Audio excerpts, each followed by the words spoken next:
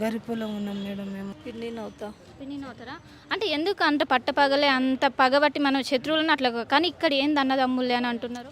ఏంటంటే వానికి ఫారెన్ పంపించాలనుకున్నారు. అంటే చిన్న పెద్దోడిని అంటే 2 ఇయర్ నుంచి వాడు ఇంట్లోనే ఉన్నాడు. వాళ్ళ భార్యను కూడా పనికి పంపించడం లేదు. అయితే నేను ఫారెనే పోతా అమ్మా, ఇప్పుడు నా భార్య కూడా పనికి వెళ్ళది అనుకుంటా అన్నాడు. అంటే సరే తీరా అని ఇక వాళ్ళ చిన్న కొడుకు ఇక్కడనే చదువుకుంటాడు.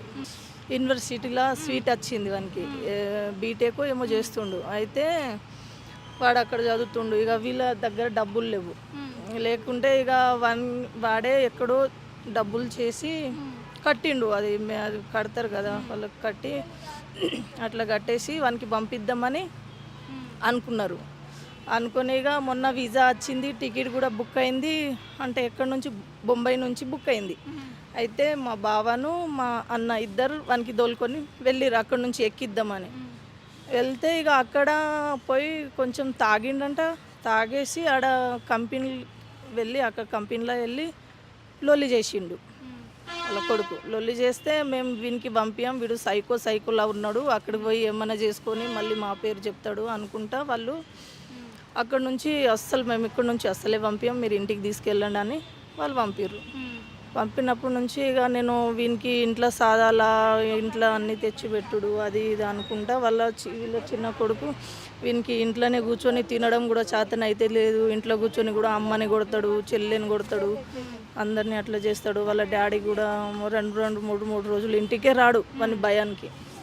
ఇక అట్లా ఇక మాకు కూడా చెప్పిండు, అక్క వీడు చైన్స్ గాడు, వీనికి ఏదో ఒకటి చేయాలి అని ఫిక్స్ అయ్యిండు. ఇక వాడు పడుతుంది, బాగానే ఉన్నారు. కానీ వీడు వచ్చి కూర్చుంటాడు ఇక ఇంట్లోనే, ఇక లొల్లిలు చేస్తాడు, అట్లా అది ఇది చేస్తూనే అట్లనే ఉంటాడు అన్నట్టు. ఏం పనికి వెళ్ళాడు, ఏం చేయడు. ఇక ఏదన్నా పని, ఒకరోజు పనికి వెళ్ళిండా, వచ్చిన డబ్బులతోటి తాగేస్తాడు, ఇంట్లో గొడవ చేస్తాడు.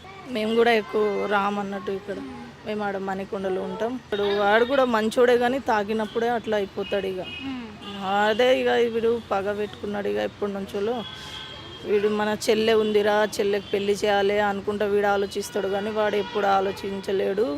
రేపు మా నాన్నని చంపేసి నాన్న ఆస్తి కూడా నేను తింటా అనుకుంటా మాట్లాడతాడట. ఇక అమ్మని తిడతాడు, నాన్నని తిడతాడు, చెల్లెను అందరినీ తిడుకుంటా అట్లా చేస్తే ఇక వాడు